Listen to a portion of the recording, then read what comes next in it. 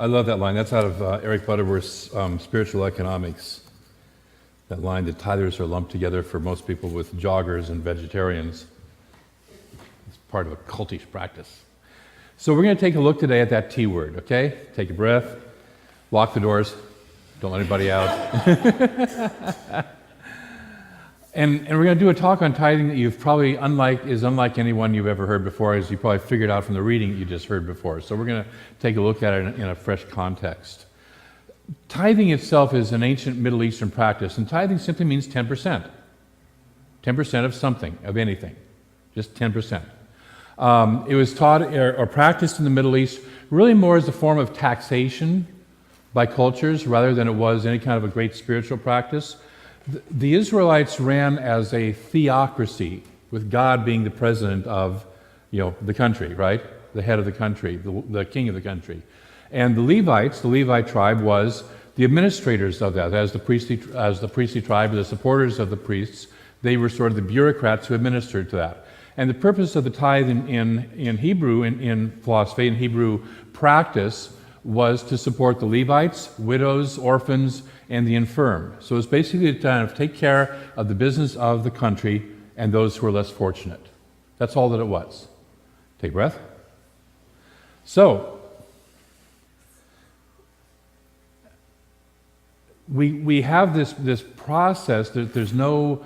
that there's a lot of biblical stuff that says, God's going to get mad at you if you don't tithe, and God will reward you if you do tithe. And there's a lot of teachings in the Bible that are aimed at a spiritually and emotionally immature people to help guide them into becoming more mature. Dietary restrictions, all sorts of other stuff for how to do that. Eric Butterworth points out in his book that you could be stoned to death for picking wheat on Sunday, or on the Sabbath day, I should say. Okay, in that culture. So it was designed and aligned to bring this tribe into alignment, to allow the tribe to thrive, to keep the dietary restrictions and the misunderstanding of food and the fact that there was no refrigeration from killing off a lot of people in the tribe, and all this stuff. And so tithing kind of got lumped into that same whole thing. But it's a survival mechanism, it's a survival process out of that particular time and out of that particular place. So what I want to talk about with tithing is, first of all, is that tithing is not a spiritual principle. It's not a law in terms of what we think of as like the law of gravity, the law of electricity. We teach spiritual principle, we teach spiritual truth. And that's also what the Eric Butterworth quote went to, is that Jesus taught the truth in consciousness, the law, and the law is giving, receiving. Giving and receiving. It's one of the core laws of the universe, giving and receiving. What you put out comes back to you. As you think in your heart, so it is. What you put your attention on increases. All of that says, what I give out is what comes back to me. And so when we're playing with tithing, and we're going to talk about that in a minute, all we're simply doing is playing in the law of giving and receiving. That's all we're doing. And that's what we really need to be doing. There's no have to about tithing. There's no God's going to like you better if you do and not so much if you don't stuff with tithing. So with all of that, why do it? Right now the board is sitting there going, board members and probably Reverend Mary is sitting there going, God, you just talked them out of tithing, Why do it? Eric Butterworth refers to tithing as kind of the training wheels that we use. So, I'm sorry, there was supposed to be a music stand here and it got put away this morning right before the service, and it'll be here next service, but I'm going to walk with these. As spiritually mature people, we want to engage with the law. We want to engage with that process of giving and receiving. We want to play with that, okay? And tithing is simply a way to play with it. It's a way to engage it. It's a practice of engaging the law. And 10% is enough to get your attention. Have you noticed? If you've ever engaged in tithing or even thought about tithing, it gets your attention. For some of you, it just gets your attention. For some of you, it brings a big fear, right? And so it's just enough to get your attention. So we start to develop a faith. We start to build our faith in the law of giving and receiving that it really gives, that we can't outgive the infinite. And it's enough to get our attention. It's sort of like if you go to the gym, you want to lift enough weight to where it challenges your body, right? You don't want to kill yourself with it, but you want to lift enough to where it pushes on your muscles and gives you some resistance. If you want to do cardio workout, you want to do enough to where it gets your heartbeat up, more than just a resting heart rate. That's why you get off the couch, right? Well, some of you do. But we want to do something that pushes us a little bit.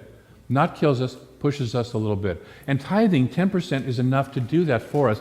And so it starts to engage us because what we're really trying to build is the muscle that says, I believe in this universe, I believe in this spiritual law, I believe in this spiritual truth, and I'm willing to learn and experience that this law works in my life and I can trust it, I can lean into it, and it is consistent. Okay? In order to do that, we have to have a consistent practice. If I want to build up my body, I have to consistently do some form of an exercise. Most of us, you don't have to put up your hands, but many of us have done exercise. We do start, stop, or a diet. We do start, stop. We don't do a consistent practice. Do any of you know somebody like that? I know it's not you, but you've met somebody like that, or you've heard about somebody like that, right? Okay, and so until we get consistent on what we're doing, we don't really see the results that we would like to see. Right? Hello? Okay, thank you. Just checking that you're awake. So taking a breath. So the practice of any form of systematic giving is simply a practice of consistently engaging with the law. If you do a daily practice of meditation, it's a practice of systematically engaging with the infinite mind and your intuition. And what happens is, as you engage with that systematically, you become more and more consistent, you experience more and more consistent results. See, the universe doesn't care if you do or don't tithe. Just like the lights, the principle of electricity does not care if somebody stands back the light switch and goes on, off, on, off, on, off, on, off, but you're going to get a different results between leaving it consistently on and going on, off, right? And so if we do on, off, on, off, on, off in our life, there's nothing out there that's upset about it in the universe. It isn't going to try and teach you lessons. It's not. It's just going to reflect the results that you're creating. And you're creating the results. So we're going to talk about a practice of consistent giving, and tithing is one of those practices. And the deep human question we have is, can I depend on God? Can I depend on spiritual principle? Can I lean into this, and will it actually sustain me and support me in this life? Yes. In this human life on this planet, right? Okay? So that's the thing that's why you're here, that's why I'm here, is we work with the question and come up with the answer, can I trust this law? Can I trust this infinite presence? And so we lean into that. So the process to do that is tithing. The process of doing that is to play with the training wheels until we learn how to balance ourselves. And you know how to balance yourself when you're consistently giving at probably 10% or more. So tithing didn't come easy for me, personally. I have a story. When I was in practitioner studies back in Seattle, Reverend Kathy Ann required tithing from the practitioners. She still requires tithing from the practitioners. Now, I had read Eric Butterworth's book, and I knew that requiring tithing was not spiritually in alignment with principle. You can't require somebody else to do something. At least that was my take on it. That was how I read that book. And so I was very self-righteous, and I was also pretty broke.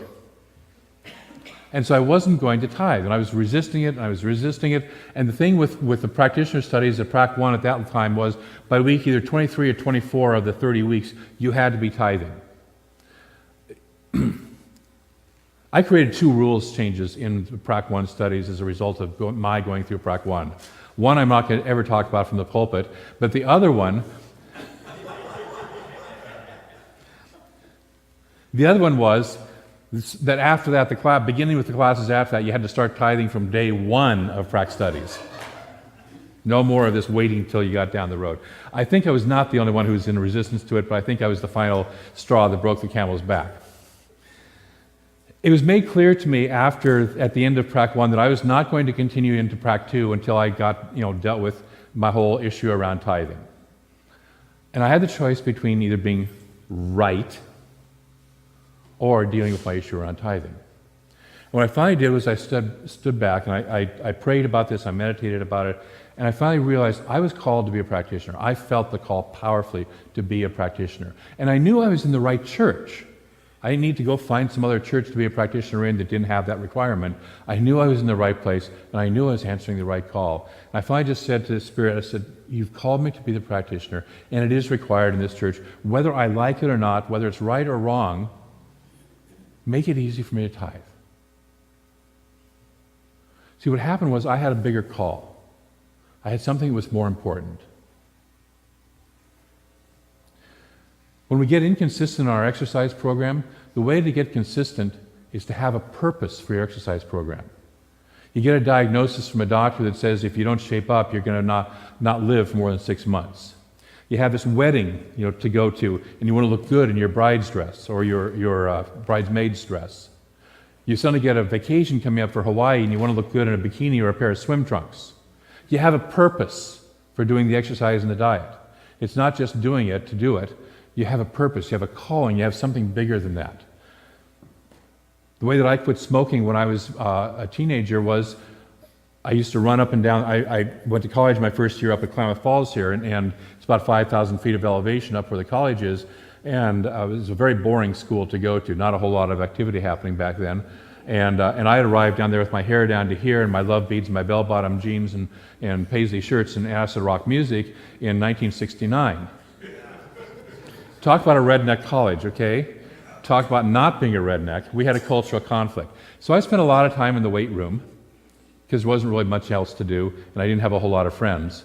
And I spent time running up and down the hills there to stay in shape. Well, I couldn't smoke and run up and down the hills about coughing up a lung. And the hills and the being in shape was more important to me than the smoking was. I got rid of it. The way that most of us quit any addicted habit is to get rid or is to get a bigger purpose for and something that motivates us to where we want to get rid of the habit. But getting rid of the habit is secondary to the purpose.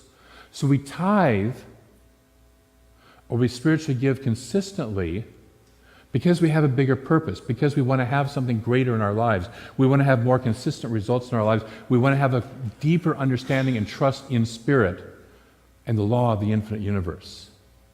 Does that make sense? Okay. So you find your purpose. What is it that you want? What is it that is calling you in your life that you're saying, you know what, I'm going to answer that call. And if I'm not consistently giving, what I'm going to experience is not consistent results. Because if I'm not applying that core law of the universe, giving and receiving, I'm not going to experience the same consistent results. I'm going to experience congestion instead of circulation. I'm going to experience block up instead of flow. If you've got anywhere in your life that you're feeling congestion, start by saying, where can I flow more energy? Where can I get back into the circulation of the energy? And money is just energy. We make a big deal of it, but it's just a form of energy. A long time ago, a whole lot of cultures decided it was a whole lot easier to have some form of a currency rather than to be running around with pigs and goats and sheep and exchanging bushels of wheat and all that stuff. Have you noticed that it's easier? Okay? And it's even easier than bartering, because what happens if you need to, some people like to barter, and barter can work, in a limited basis, but eventually you need something that you don't know somebody who has a friend who has a friend who has a friend who knows how to do what you do and wants what you have to offer, and pretty soon it's like the barter system doesn't work, because every culture that ever had a barter system eventually went to a monetary system, because it's just a whole lot easier to carry around pieces of paper and metal than it is to try and figure all that other stuff out. So that's all that money is. It's a form of energy. But it's the energy that we put into it. It's our energy. Do we circulate it freely? Do we receive it back freely? And we talked about that a couple of weeks ago. Do we give and receive? And so tithing is just a simple, consistent practice of giving and receiving. So last week I talked about the kind of the money that it takes to run this church, and I mentioned that it takes about $112 a person a month to pay all of our bills and to keep us in a healthy, thriving state. And I had a person afterwards who came up to me And she said, oh, that means I can reduce my giving. And she laughed. She was doing it jokingly, and she said, but I never would. I never would. See, when I quit being in resistance about tithing, when I did that prayer and answered the call for, yes, I do want to be a practitioner, tithing started to come much more easily, and much more easily.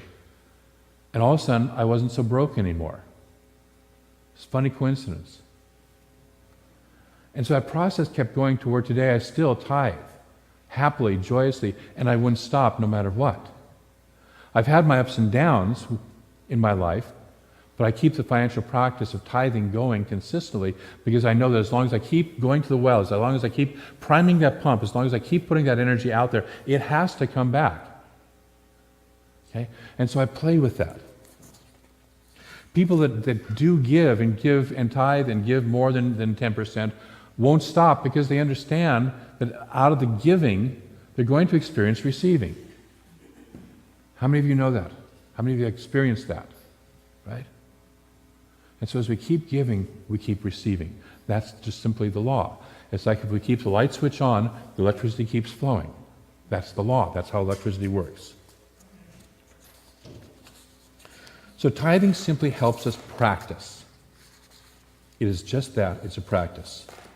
I want to clear up a couple of misconceptions about tithing. Number one, God will like you better if you tithe. Some of us who come out of traditional other churches have probably heard that. There's even a couple of people in this kind of a faith who will teach that. God is infinite love. It is on constantly. It loves you no matter what. It is pure love. Okay? So God has no agenda. So just get rid of that myth. Secondly, your life will suddenly become a bed of roses if you tithe. All your problems will disappear. It's a magic pill. I've actually heard a New Thought teacher teach that. It's not true. Yesterday we were at a wonderful men's retreat, and towards the end of it we were talking about that as we open our hearts, we get greater and greater gifts. But it doesn't mean that life necessarily becomes easier. It doesn't mean that we won't still have heartbreak. It doesn't mean that we won't still have difficulties in our lives if we keep our hearts open. What it does mean is we'll have a better way of dealing with it and a better way of working through it. Okay? And so all tithing is a practice. It doesn't guarantee anything about your life will suddenly work just all smoothly. It does, however, say that you're engaging the law of giving and receiving, and so you will have more and more to receive more and more consistently. And what I find in my life is that over time, it does get better. It consistently gets better. Not that everything works smoothly, but it gets consistently better, and you're in a better position and you're in a better consciousness to keep on walking through it and to keep on walking through the challenging and dark times. Would that be worth something to you? Yeah. And then the third thing is that if you don't tithe, the universe will punish you. It will get you back. It will take that tithe from you. And I've definitely heard a New Thought teacher teach that. The universe doesn't punish. It doesn't reward and it doesn't punish. Again, it goes back to what we talked about with the light switch. The lights aren't punishing us if somebody's sitting back there turning a switch on and off. They're just responding to what we put into it. So if we withhold in any way, if we are congested in our consciousness anywhere, including in our giving, of anything, whether it's money, whether it's love, whether it's anything we do, we're going to experience congestion, not because the universe is punishing us or trying to teach us a lesson, but because it is just responding to what we're putting out. Does that make sense? Some? Okay. So you check in for what you're putting out. Am I putting out a consistent practice of giving? Am I putting out a consistent practice of giving of love, giving of money, giving of time, giving of my energy and my heart in some way or another? Am I doing that? And so there's congestion, but there's no punishment.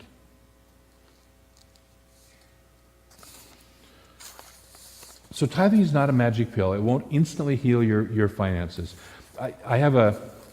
There's two metaphors I want to use for it. It's like antibiotics. Have you anybody ever had a round of antibiotics? And usually it takes 2 to 3 weeks that you've got to take it, right? And so I know people who try tithing once, and if their finances don't immediately increase the following week, they quit. And that's sort of like taking one antibiotic pill and saying, well, that doesn't work. I still feel as lousy as I did yesterday, and so I'm going to stop taking the antibiotics. Does it work? Do the antibiotics work? No, thank you. Just Luke's awake, thank you. And the other thing is,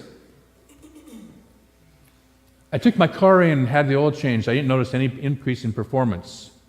No difference. So I'm not going to bother to get my oil changed anymore. How long does the car work? Not too long. Okay? And so if we tithe expecting some instantaneous magical result, we're probably tithing for the wrong reason. If we're tithing to bargain with the universe, I'm having a tough time, so let me try tithing now real quick. It's not going to work that way. If we tithe because I have a call and I recognize that I'm here to share my energy in the universe and consistently give it, and I'm answering that call and saying yes, then you'll find that the universe responds because what you're putting out is the kind of energy that it can vibrate and align with and respond back to you with. Does that make sense? It's different than bargaining. It's different than, I'll give you some if you'll give me some. How many of you have ever been in relationships where I'll give you some love if you'll give me some love? Okay. Do they work really long? Really well. Yesterday in our retreat we were talking about friendships of men. And some of us have had the experience of, if we're not constantly reaching out to somebody, they'll disappear. And what we'd like to have is a relationship that's circular, that's consistently, they reach out to us, we reach out to them back and forth. Some of us got to experience and the awareness that when we stopped reaching out to them, guess what? They disappeared after a while. Okay? So that law works across the board. It's not just with money, it's everywhere. So I'm going to invite you to play consistently with giving. And if you want to play with it in your finances, tithing is a fabulous, wonderful process until you get to the point where you're comfortable with 10%, and now you can up it to 11%, or 12%, or 20%. Take a breath. So your homework this week is we're going to play with this. First of all, just number one, become aware of how you feel about tithing and about any kind of consistent giving and receiving. Just notice your thoughts and feelings about it.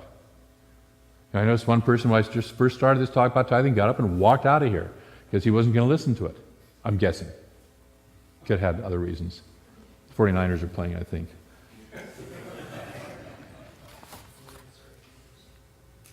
How do you feel about it? Just notice your thoughts and feelings, that's all. Don't judge them. Don't evaluate them. Don't even have to change them. Just become aware. Just notice them. Secondly, ask yourself, am I willing to engage in some form of systematic giving? And some of you will sit there and go, I can't do 10%. You need to see my budget. I can't do 10%. Been there. Know it real well. Here's what I would invite you to do. Pick a number. Pick a percent that does work for you. 1%, 5%, whatever, that works for you. Play with it. Get in the habit of consistent giving. What I like to also say is for people who want to play with the practice of tithing but can't, play with it with what's called unexpected income. Most of you know what your income per month is pretty much going to be. You have a retirement, you have a pension, you have a job, it pays you so much money, and you have an idea, this is my consistent income. Pay attention to the unexpected income that comes in. Somebody suddenly gives you $20. Tithe on that. Play with 10% just on that money. Get it going somewhere in your life that you can start to play with this process, play with these training wheels, so that you can start to get that balance going, you can start to get the momentum going. Are we good with that? Okay. Practice, pick a number, just practice, do something to engage yourself with that. What I say is stretch yourself without hurting. Just stretch yourself, but without hurting yourself. If you go to the gym, you ever have one of those really rough trainers who wants to, try and get you to do things that your body is just not ready to do yet? Okay, don't do that. That's not what I'm talking about. But I am talking about stretching a little bit, pushing yourself a little bit. Okay? And then finally, the third thing is, listen to what you're being called to. What is the call in your life? What is it that wants to express that may right now you feel congested about and you want to start engaging in circulation of that process? What are you being called to that's greater than this? What is the purpose that wants to express in your life? And are you willing to say yes to that? And if you'll notice that if you do a consistent giving practice of energy into that call, whatever it takes, you'll notice that that call will start to manifest more and more and more in your life. When I finally said yes to the call of practitioner, it started to flow more and more easily for me to become a practitioner. And it became a joyous process. It's a process I still love to this day. So what is the call? And are you willing to release your fear and congestion about the call? Are you willing to say yes to Spirit? So I want to close with a quote from Catherine Ponder. It's the same quote that I closed with last Sunday from the book, The Dynamic Laws of Prosperity. True prosperity has a spiritual basis. God is the source of your supply.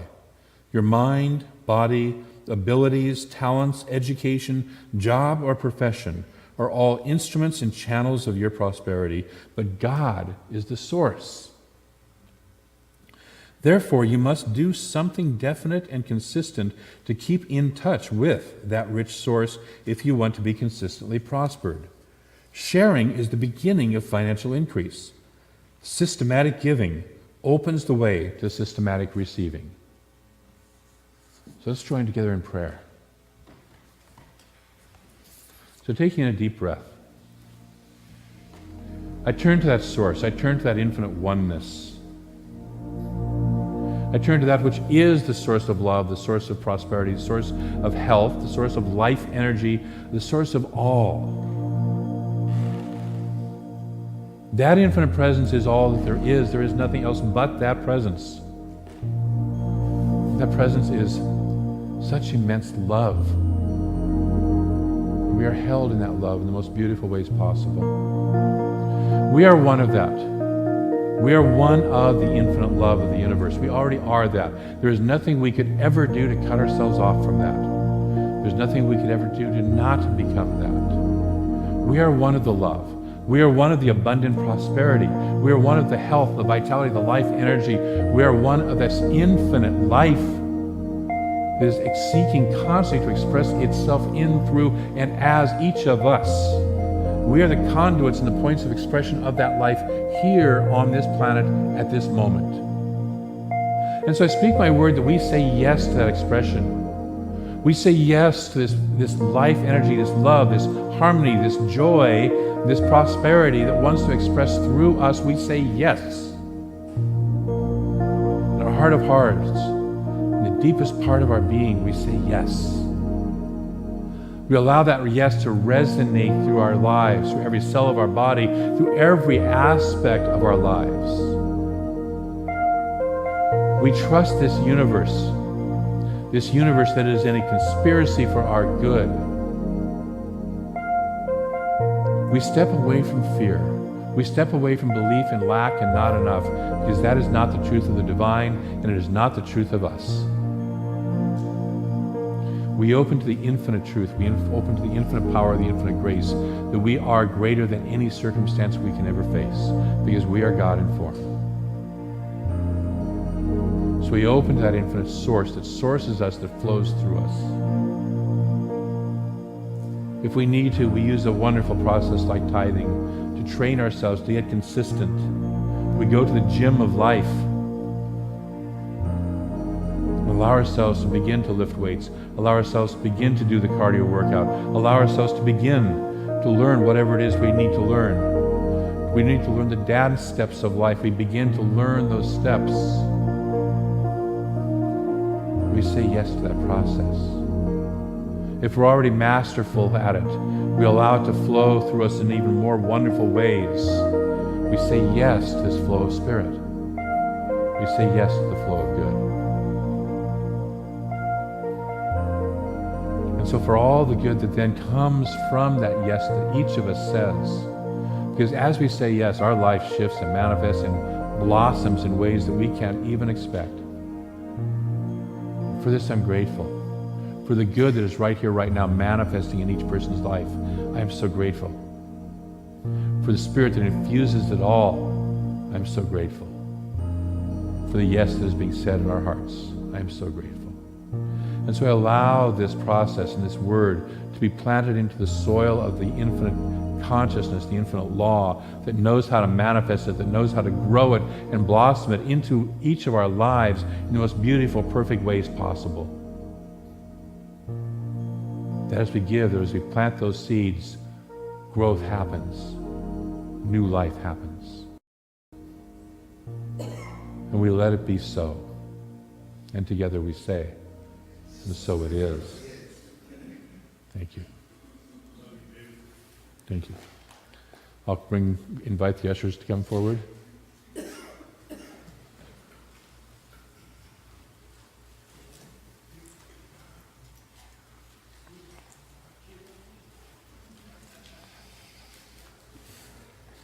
You are up here.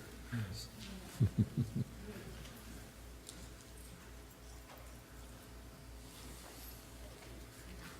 I'm grateful for our wonderful ushering team, for Doug who heads that up, for Paul who's always on the door there every Sunday greeting and smiling for each of us. And so I invite you to take your gift and your tithe, your offering in your hand. In loving consciousness, bless it with me by saying the words, the love of God, the love of God blesses and multiplies, all that I am, all that I have, all that I give, and all that I receive, abundantly. And so it is.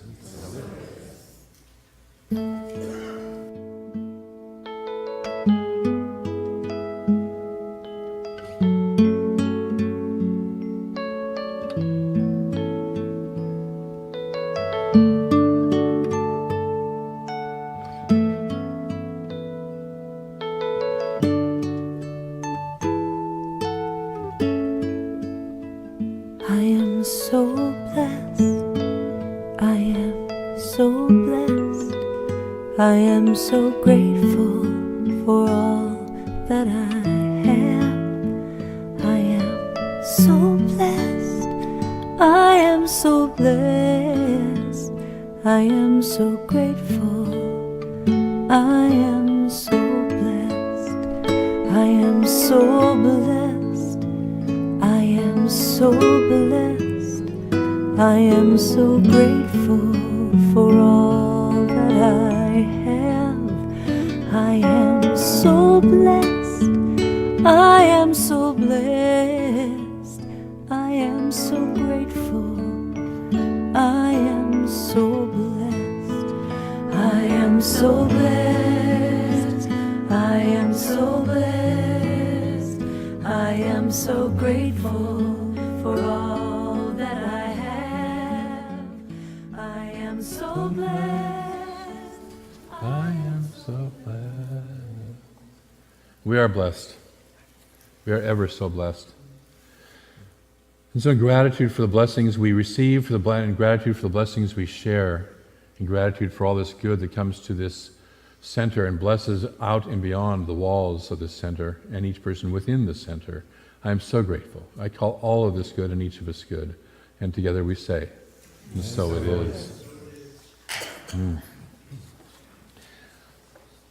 So have a fabulous week. We'll do our affirmation 3 times through.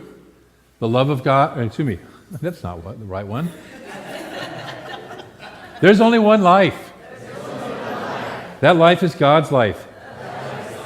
That life is perfect. And that life is my life now. There is only one life. That life is God's life. That life is perfect. And that life is my life now. And finally, with deep feeling, there is only one life. That life is God's life. That life is perfect. And that life is my life now. Have a fabulous week. Bless you.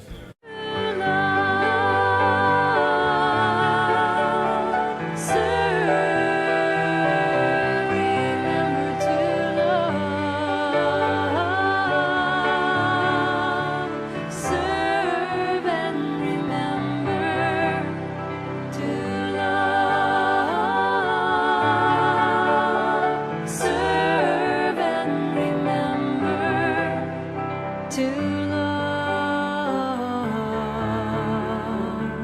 serve.